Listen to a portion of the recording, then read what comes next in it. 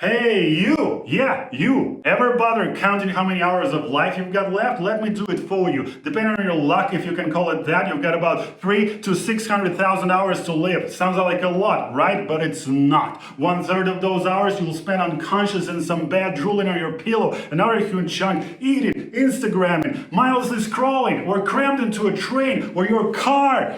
Stuck in traffic, you'll devote 1/10 of your life to polls, trending tweets, and breaking news. The rest of your time, you'll waste learning and working, if you can call that living, just to collect pieces of green paper so you can keep on sleeping, eating, shitting, and scrolling Instagram. You're a nobody, you're a nothing, and your entire life is pathetic. You've dedicated it to the newest IKEA mattress, the InfoWars between power-obsessed politicians, rapper feuds on social media, overpriced designer junk from Dolce & Gabbana, and the next big gadget the so-called geniuses came up with. Every single day you check what they invented this time. You obsess over the new phone models, fancy clothes, the next must-buy stuff. Then you spend hours talking about it, posting, commenting, bickering with strangers on the internet. You want everyone to hear your opinion, even though nobody asked. You go on and on about how the dollar will always be stronger than whatever currency you hate, or how Android can never dethrone iOS, or some other nonsense.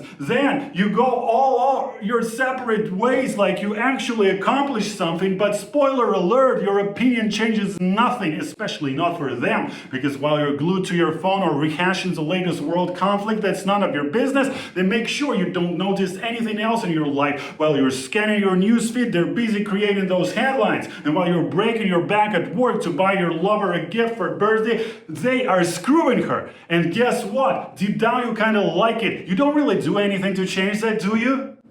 Today you're less free than the black slaves in 1850s. At least they knew they were slaves. They fought for freedom. That was their dream.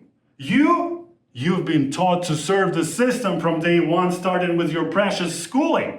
They made you study random subjects in the name of general education, half of which will never show up in your adult life. You memorized history written by the victors, the ones who could write it down or wanted to spin it in their favor. You studied laws devised by a handful of people to keep you in line. In some places, they say a tribe might eat their man after sex now, and you, with your fancy education, are terrified to even cross a solid white line on an empty road because the law says so. Then you graduated and tried to land a job. After months of humiliating searches, you realize nobody cares about your GPA, your family drama, or your sports trophies. Your diploma is barely worth the paper it's printed on if you don't have the right kind of experience. So you finally accept some random job, probably not even in your major, and pour decades into that role, and you're proud of yourself because, hey, you made it, right? They pay you after all.